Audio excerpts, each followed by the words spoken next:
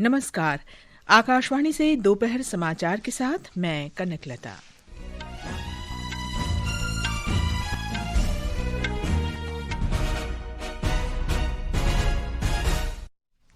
सरकार ने कहा वो वायु प्रदूषण के मुद्दे पर लोकसभा में चर्चा के लिए तैयार। कृषि मंत्री शिवराज सिंह चौहान ने कहा पिछले 10 वर्ष में देश में फसल उत्पादन में 44% की वृद्धि। राष्ट्रपति द्रौपदी मुर्मू ने मणिपुर के सेनापति जिले में 6 विकास परियोजनाओं का उद्घाटन किया। वरिष्ठ कांग्रेस नेता और पूर्व केंद्रीय गृह मंत्री शिवराज पाटिल का लातूर में निधन। राष्ट्रपति, प्रधानमंत्री और कई अन्य नेताओं ने उनके निधन पर शोक व्यक्त किया। आंध्र प्रदेश के अल्लूरी सीतारामराजू जिले में एक बस दुर्घटना में 9 लोगों की मौत और 22 घायल। और दुबई में एशिया कप अंडर 19 क्रिकेट में भारत ने संयुक्त अरब अमीरात के सामने जीत के लिए 434 रन का लक्ष्य रखा।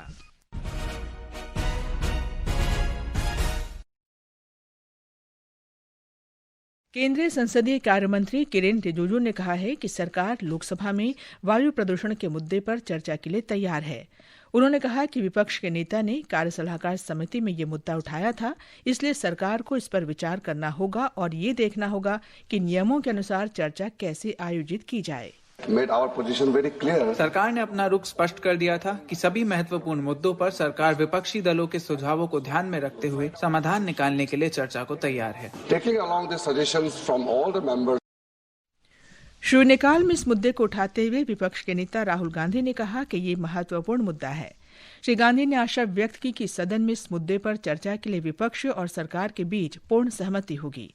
उन्होंने कहा कि सरकार को शहरों में वायु प्रदूषण से निपटने के लिए कोई योजना बनानी चाहिए।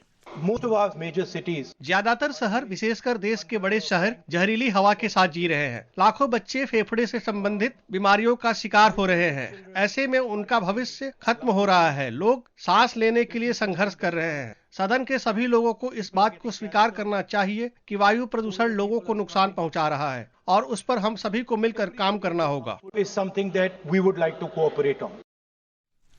कांग्रेस सहित अन्य विपक्षी दल शीतकालीन सत्र शुरू होने के साथ ही देश में वायु गुणवत्ता पर चर्चा की मांग कर रहे हैं। देश के कई भागों में वायु प्रदूषण को लेकर सांसदों की चिंता के बीच अध्यक्ष ओम बिरला ने सदन में चर्चा कराने के लिए सरकार और विपक्ष के साथ वार्ता की थी। सरकार ने कहा है कि पिछले 10 वर्ष में देश में फसल उत्पादन में 44% की वृद्धि हुई है, जो एक महत्वपूर्ण उपलब्धि है। आज राज्यसभा में प्रश्नकाल के दौरान पूरक प्रश्नों का उत्तर देते हुए केंद्रीय कृषि और किसान कल्याण मंत्री शिवराज सिंह चौहान ने ये जानकारी दी। मुझे बताते हुए खुशी है कि 2014 के बाद 2024 तक 44% उत्पादन बढ़ा है। 44% जो अपने आप में रिकॉर्ड। और वो उत्पादन बढ़े, इसके लिए नए बीज, नई टेक्नोलॉजी, नई कृषि पद्धति सबका उपयोग हो रहा है। श्री चौहान ने कहा कि मोदी सरकार किसानों की आय बढ़ाने और समग्र कृषि विकास को गति देने पर ध्यान केंद्रित कर रही है। श्री चौहान ने इस बात पर प्रकाश डाला कि सरकार किसानों को 2 लाख करोड़ रुपए की उर्वरक सब्सिडी प्रदान कर रही है और प्रधानमंत्री किसान सम्मान निधि के तहत 4 लाख करोड़ रुपए से अधिक की राशि सीधे किसानों के खातों में हस्तांतरित की जा चुकी है। अकेले फर्टिलाइजर सब्सिडी लगभग 2 लाख करोड़ मोदी सरकार दे रही है किसानों को। प्रधानमंत्री किसान सम्मान निधि छोटे किसानों के लिए वरदान बन गई है। लगभग 4,09,000 करोड़ रुपया प्रधानमंत्री किसान सम्मान निधि के रूप में किसानों के खातों में अंतरित किया गया है। राष्ट्रपति द्रौपदी मुर्मू ने आज मणिपुर के सेनापति जिले में लागू की जा रही 6 विभिन्न विकास परियोजनाओं का उद्घाटन किया। उन्होंने जिले की 5 अन्य विकास परियोजनाओं की आधारशिला भी रखी। एक जनसभा को संबोधित करते हुए राष्ट्रपति ने कहा कि प्रधानमंत्री जनमन योजना के तहत आदिवासी समुदाय, विशेषकर निजी आदिवासी समुदायों के उत्थान के लिए कई पहलें शुरू की गई हैं, जिनसे उनके जीवन स्तर में और सुधार आएगा। उन्होंने कहा कि मणिपुर के आदिवासियों के लिए सम्मान, सुरक्षा और विकास के अवसर सुनिश्चित करना तथा देश की प्रगति में उनकी अधिक भागीदारी सुनिश्चित करना राष्ट्रीय प्राथमिकता है। Today, I am pleased to have inaugurated a number of important projects that will further improve the quality of life of the people of Manipur. These projects in diverse areas of tribal development, agriculture, infrastructure, electricity, drinking water, education, health and sports reflect our commitment to building a more modern and inclusive Manipur. Shrimati Murmu कल 2 दिवसीय दौरे पर इम्फाल पहुंची। ये समाचार हमारी website www.newsonair.gov.in और हमारे न्यूज ऑन एआईआर ऐप पर भी उपलब्ध हैं। दोपहर समाचार में आपका फिर स्वागत है। कांग्रेस के वरिष्ठ नेता और पूर्व केंद्रीय गृह मंत्री शिवराज सिंह पाटिल का आज लातूर में निधन हो गया। वे 91 वर्ष के थे। श्री पाटिल ने आज सुबह 6:30 बजे अपने आवास पर अंतिम सांस ली। अपने लंबे राजनीतिक जीवन में श्री पाटिल ने लोकसभा अध्यक्ष और केंद्र सरकार में कई महत्वपूर्ण विभागों सहित कई प्रमुख पदों पर कार्य किया। राष्ट्रपति द्रौपदी मुर्मू, प्रधानमंत्री नरेंद्र मोदी, गृहमंत्री अमित शाह, रक्षा मंत्री राजनाथ सिंह और स्वास्थ्य मंत्री जगत प्रकाश नड्डा सहित कई नेताओं ने पूर्व केंद्रीय मंत्री शिवराज पाटिल के निधन पर शोक व्यक्त किया है। सोशल मीडिया पोस्ट में राष्ट्रपति ने कहा कि श्री पाटिल ने लोकसभा अध्यक्ष, केंद्रीय मंत्री, राज्यपाल और एक सांसद सहित कई महत्वपूर्ण पदों पर कार्य किया। सोशल मीडिया पर प्रधानमंत्री ने कहा कि श्री पाटिल एक अनुभवी नेता थे, जिन्होंने विधायक, सांसद, महाराष्ट्र विधानसभा अध्यक्ष और लोकसभा अध्यक्ष के रूप में कार्य किया। महाराष्ट्र के मुख्यमंत्री देवेंद्र फडणवीस ने श्री पाटिल को श्रद्धांजलि अर्पित करते हुए उन्हें एक गरिमामय नेता बताया। लोकसभा में श्री शिवराज पाटिल को श्रद्धांजलि दी गई। सदन की कार्यवाही 11 बजे शुरू होने पर अध्यक्ष ओम बिरला ने शिवराज पाटिल के निधन की जानकारी दी। श्री बिरला ने कहा कि श्री शिवराज पाटिल महाराष्ट्र की लातूर संसदीय सीट से लगातार 7 बार सांसद रहे। श्री पाटिल जी ने केंद्र सरकार में गृह मंत्रालय सहित विभिन्न मंत्रालयों का कार्यभार संभाला। उन्होंने अनेक संसदीय समितियों के सभापति तथा सदस्य के रूप में भी अपना कार्य किया। उन्होंने पंजाब और राजस्थान राज्यों के राज्यपाल एवं चंडीगढ़ के प्रशासक के रूप में भी अपनी सेवाएं दी। श्री पाटिल जी 2 कार्यकाल के लिए महाराष्ट्र विधानसभा के सदस्य रहे। वे महाराष्ट्र विधानसभा के अध्यक्ष और उपाध्यक्ष भी रहे। उन्होंने महाराष्ट्र राज्य के मंत्री परिषद के रूप में भी अपनी सेवाएं दी। श्री बिरला ने बताया कि श्री शिवराज पाटिल के कार्यकाल के समय उत्कृष्ट सांसद पुरस्कार शुरू किया गया था। लोकसभा और राज्यसभा ने 13 दिसंबर 2001 में संसद हमले के शहीदों को भी श्रद्धांजलि दी। उनके सम्मान में 2 मिनट का मौन रखा गया। लोकसभा अध्यक्ष ओम बिरला ने कहा कि 2001 में सतर्क सुरक्षा कर्मियों ने अपना अदम्य साहस दिखाते हुए आतंकवादियों की नापाक कोशिशों को विफल कर दिया। आतंकवादियों ने हमारे लोकतंत्र के पवित्रम स्थल तथा भारत की संसद पर हमला किया था। संसद भवन की सुरक्षा में तैनात हमारे वीर सुरक्षा बलों द्वारा इस हमले को सफलतापूर्ण नाकाम कर दिया था। आतंकवादियों के उस हमले को बहादुरी से सामना करते हुए संसद सुरक्षा सेवा, दिल्ली पुलिस और केंद्रीय रिजर्व पुलिस के 8 सुरक्षा कर्मियों ने अपना सर्वोच्च बलिदान दिया था। इस आतंकवादी हमले में CPWD के एक कर्मचारी भी शहीद हुए थे। राज्यसभा में सभापति सीपी राधाकृष्णन ने कहा कि 13 दिसंबर 2001 इतिहास में काला दिवस के रूप में दर्ज है, जब भारतीय लोकतंत्र के प्रतीक को आतंकवादियों ने निशाना बनाकर देश की नींव को हिलाने की कोशिश की थी। भाजपा सांसद अनुराग सिंह ठाकुर ने सुब्रमण्यम स्वामी मंदिर पर दिए न जलाने देने के लिए तमिलनाडु सरकार की आलोचना की है। उन्होंने कहा कि मद्रास उच्च न्यायालय के आदेश की अवमानना है। लोकसभा में शून्यकाल के दौरान मुद्दा उठाते हुए श्री अनुराग ठाकुर ने कहा कि राज्य सरकार ने जानबूझकर अदालत के आदेश को नजरअंदाज किया और दिए जलाने के लिए श्रद्धालुओं पर लाठी चार्ज कराया। श्री ठाकुर के बयान पर आपत्ति करते हुए डीएमके सांसद सदन के बीचों बीच आकर नारेबाजी करने लगे, जिसके कारण सदन की कार्यवाही 2 बजे तक के लिए स्थगित कर दी गई। सदन की कार्यवाही अब जारी है।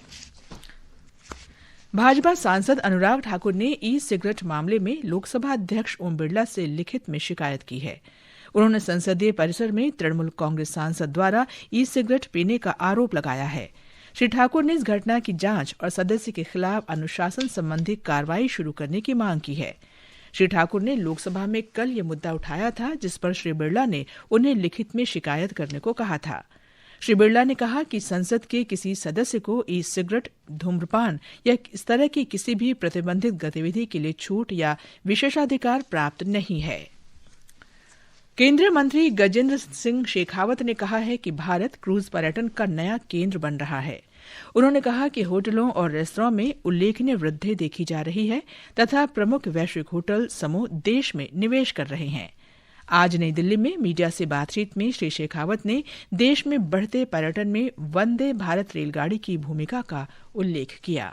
वंदे भारत एक्सप्रेस ट्रेन के चालू होने के चलते हुए भी भारत के 140 से ज्यादा हमारे टूरिस्ट डेस्टिनेशन वो direct Vande Bharat train connectivity से जुड़े हैं। उसके कारण से वहां भी पर्यटकों की संख्या में भारी इजाफा हुआ है।